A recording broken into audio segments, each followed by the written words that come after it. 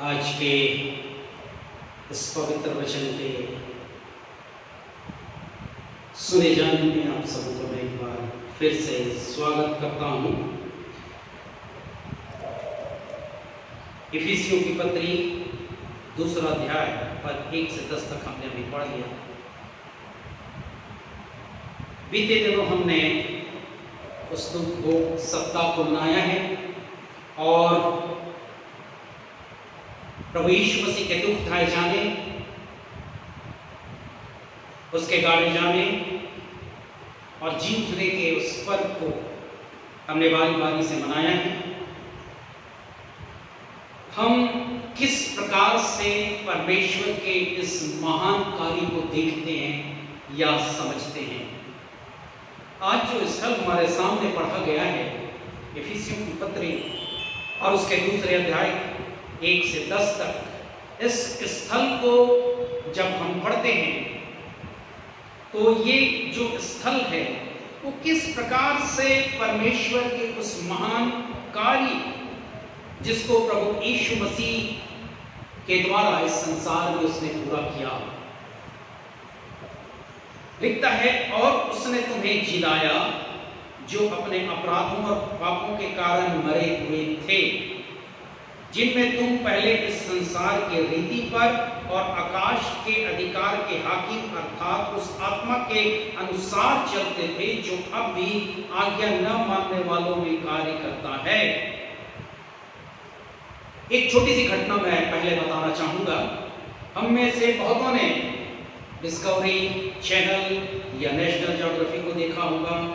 News में भी कई बार हमने इस बात को देखा होगा कि कोई एक पशु जब किसी गहरे गड्ढे में गिर जाता है, किसी कुएं में गिर जाता है, तब उसको निकालने के लिए किस किस प्रकार का प्रयत्न जतन किया जाता है। यदि कोई हाथी का बच्चा किसी गड्ढे में गिर जाए तो मनुष्य उसको हाथ से पकड़कर खींच नहीं सकता, क्योंकि मनुष्य उतना सामर्थ्य नहीं है। उसके लिए नाना प्रकार के क्रेन या और दूसरे इक्विपमेंट्स की आवश्यकता होती है। हर एक पशु जो उसमें गिरता है गड्ढे में, उसके नेचर के ऊपर डिपेंड करता है, उस गड्ढे के ऊपर डिपेंड करता है कि उसको किस प्रकार से बाहर निकाला जाए।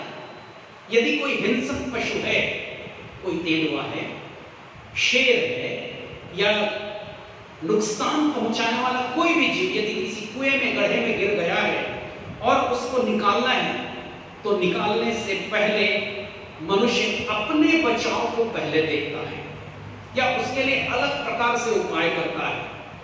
यदि कोई मनुष्य कुएं में गिर जाए तो उसको निकालने का उपाय किसी और तरीके से किया जाता है।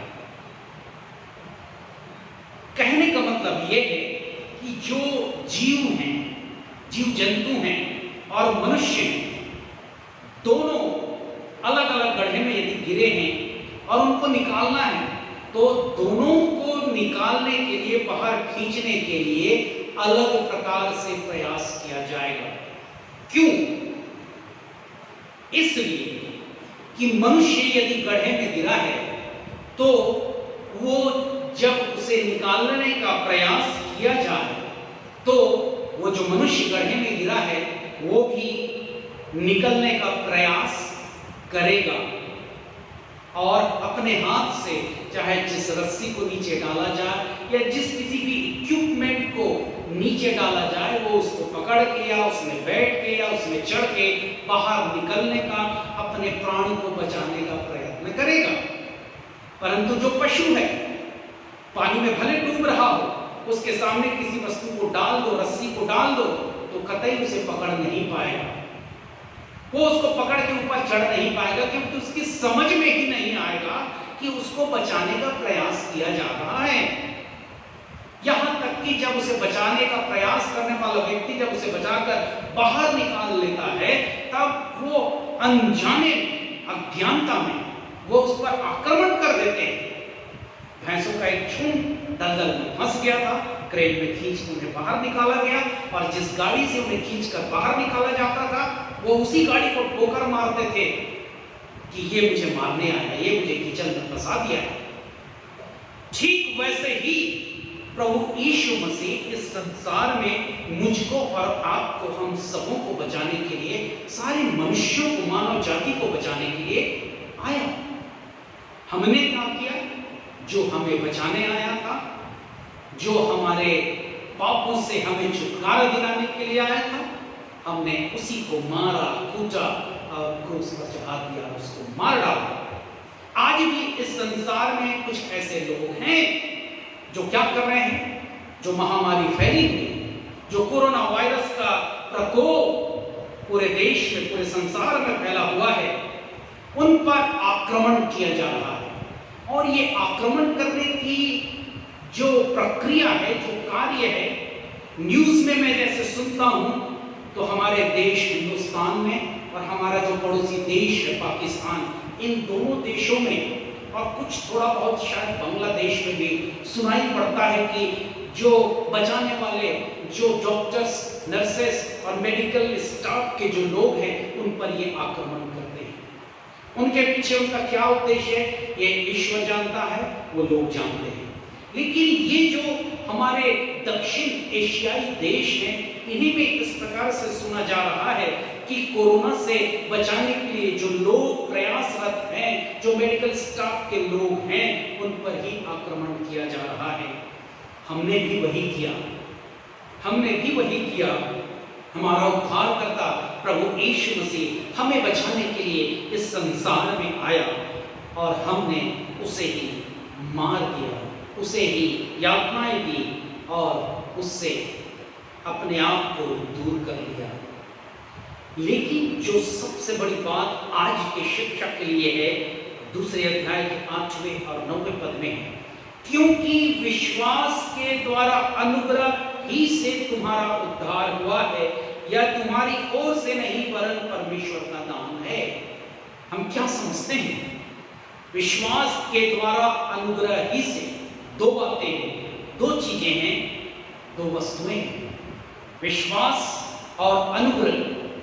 होता क्या है? यदि कोई मनुष्य गड्ढे में गिरा है और उसको बाहर निकालना है, तो जो व्यक्ति बाहर है वो क्या करेगा? अपना हाथ उस गड्ढे में नीचे डालेगा और जो नीचे गड्ढे में गिरा हुआ व्यक्ति है वो उस हाथ को पकड़ेगा और जब वो बाहर में व्यक्ति है वो उसे खींचेगा।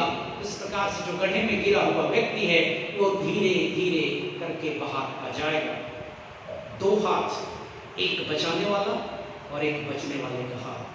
अनुग्रह क्या है? विश्वास क्या है? विश्वास किसके पास होना चाहिए और अनुग्रह किसके पास है? थोड़ा सा मनन कीजिए। विश्वास कहां होना चाहिए, किसके पास होना चाहिए, और अनुग्रह किसके पास है? अनुग्रह परमेश्वर का धर्ममय दाहिना हाथ है जो वो हमारी ओर बढ़ाता है। विश्वास हमारा हाथ है जो हम अपने जीवते परमेश्वर की ओर बढ़ाते हैं। जिसका विश्वास, जिसका हाथ जितना मजबूत होगा, जितना ताकतवर होगा, उसके बाहर निकलने की संभावना उतनी अधिक होगी।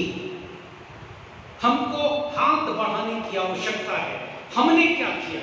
हम उस हिंसक पशु के समान हो गए, हम उस तेंदुए के समान हो गए, हम उस शेर और भालू के समान हो गए, जिसे बचाने वाले लोग जब उसे कुएं में गिरे हुए हिंसक पशु को बचाकर बाहर ले आए, तब वो हिंसक पशु उन बचाने वाले लोगों के ऊपर आक्रमण कर देता है, कई बार मार भी डालता है, कई बार घायल भी कर देता है।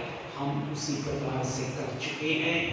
अब वो समय है कि हम विश्वास रूपी अपने हाथ को परमेश्वर की ओर बढ़ाएं, क्योंकि परमेश्वर का अनुग्रह भरा हाथ हमारी ओर बढ़ा हुआ है।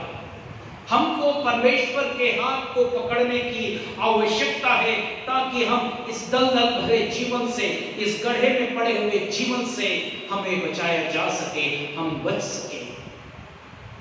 सीधा सीधा सिंपल सा उदाहरण आज परमेश्वर ने मेरे और आपके सामने रख दिया है। क्या मैं और आप उस हिंसक पशु के समान हैं जो अपने बचाने वालों के ऊपर ही आक्रमण करते हैं?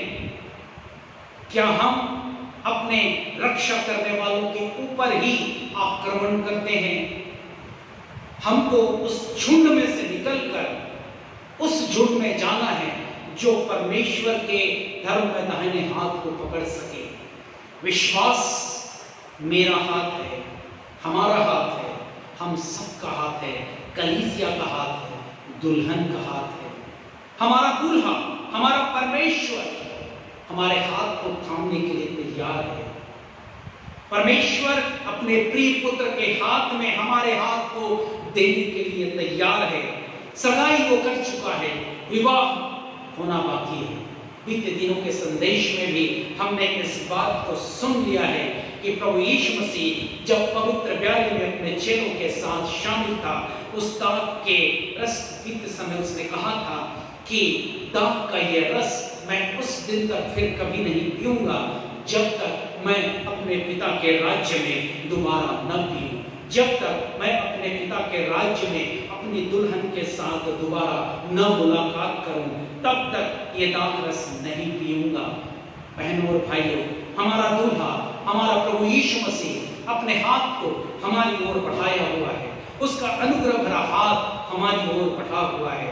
आवश्यकता केवल इस बात की है कि हम अपने विश्वास रूपी हाथ को बढ़ाकर अपने जीवित परमेश्वर के हाथ को पकड़ लें और हमको इस दलदल में जीवन, इस पाप में जीवन, इस अंधकार में जीवन, इस गहराई में जीवन से निकाल कर उस अनंत राज्य के स्थान में वो पहुंचा देने के लिए तत्पर है, तैयार बैठा हुआ है।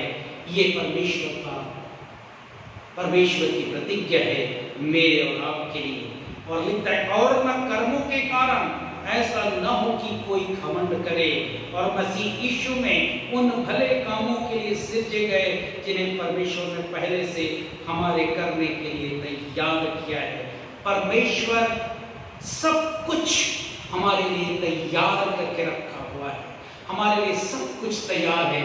हमारे रहने का स्थान, हमारे ठहरने का स्थान, हमारे भोजन का स्थान, परमेश्वर की महिमा और स्तुति करने का स्थान, परमेश्वर के साथ संगति करने का स्थान परमेश्वर के उस पवित्र पवित्र भवन में तैयार है। आवश्यकता केवल इस बात की है बहनों और भाइयों कि हम कब और किस प्रकार परमेश्वर के उस धर्म में दाहिने हाथ को पकड़ लें, थाम लें और परमेश्वर के उस धर्म में दाहिने हाथ को पकड़कर इस अंधकारमय जीवन से निकलकर उस अनंत राज्य में, उस अनंत ज्योति में प्रवेश कर सकें। आज समझने की आवश्यकता है, विश्वास हमारा हाथ है, अनुग्रह परमेश्वर का हाथ है।